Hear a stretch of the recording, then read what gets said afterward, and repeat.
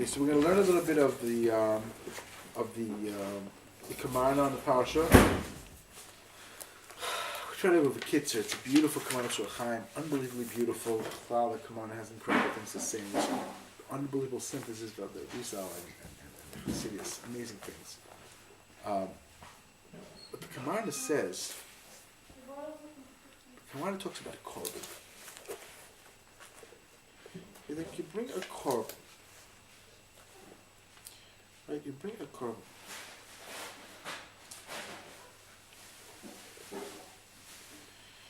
Yeah. So we want to be the kids are here. Right? Every person has his ruach kedusha and ruach tumah. You have the potential to be a mekaver for kedusha and a mekaver for tumah. The kids are deeper stuff on what that is and what that means. Bottom line is, we all have this bechina, this inyan, this murdic thing, this murdic connection. It's a thing that's not so connected, right? And there's a fight. There's a struggle within us, what we do, how we do. So, when we mess things up, when I make a mistake, so the sparks that I need to pick up from my mistake, I'm able to access through the bechina. It's called the korban. Sacrifice enables me to fix this problem. This person realizes that there are repercussions to what you do. And that's one part of what this is about. It's one element of what this is about, the korban. But he says you need to know something different. Very, very, very profound idea. We know that you're not allowed to switch korbanos. Even good for bad, bad for good, it's prohibited. Ramad Valie explains, and I think it's over as well, that, I believe, that why can't you switch up? Take a better animal and switch it with a worse animal. So the Rambam says, what are you gonna do it the other way? Like you'll also switch, right? If you can make it better for worse, what's better, what's worse? Okay, fine. That's what people push it. But we could have had the quantum evaluate. Could have people evaluate. We had a different evaluation. We could have made sure it's better and switch to the better.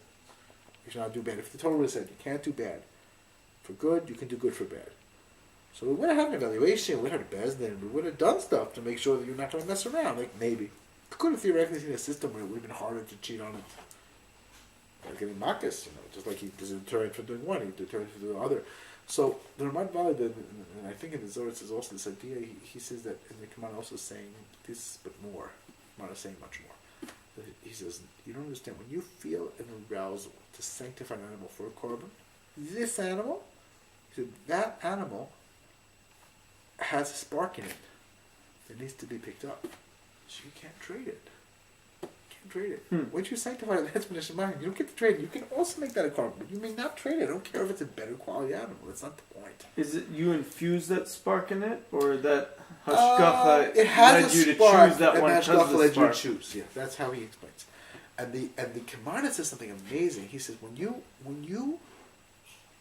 lift up a korban, he said you're actually picking up very often, especially for korban, that's for your Vayikra, or you need some sort of elevation. He said, generally speaking, what you're doing, like you did something with Shogeg, right? So now you have to do, if it was a chiv courage, you have to bring chatas, right? And there are different other rules when you bring mashal, when you bring what you bring, right? So, bad thoughts, ola, fine.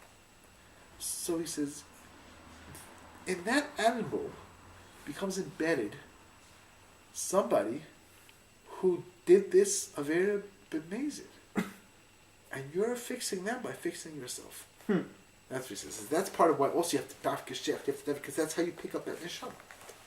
It's not just, it's like a whole different thing going on here. That's how you do, you pick him up, you pick them up.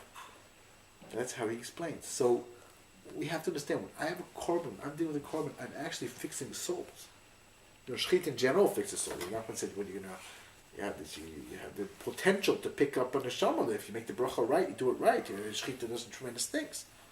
So that's the nekuda I wanted to focus on. This much more like Komarna. Running late, but it's not just running late. I just wanted to focus on this one nekuda, to be aware that whenever it is that you're doing something and you're trying to fix something, you're trying to work on something, that there are sparks and things happening. We don't even understand. There's a totally different level of things, especially in Komarna, which we don't really get. we don't really understand. Like there are sparks and there are ways that you pick up, and just like you slaughter for food, most people understand that that's acceptable. If you understand that you're fixing a soul, so you need a shech to help yourself by picking up this other neshama that fell. That's how he explains it. So I thought that was a very powerful thing. And the Talmud, the Mashal Komarna Talmud, it says that it atoned for all the sins of the whole Jewish people on some level. When you're in Shalim, you shouldn't complain whatever happens because you have it at a certain level. It's a tick in the kapara for what you did. It's a tremendous thing. Hashem Shel speaks to the awe of realizing that we're picking up souls, we're doing incredible things.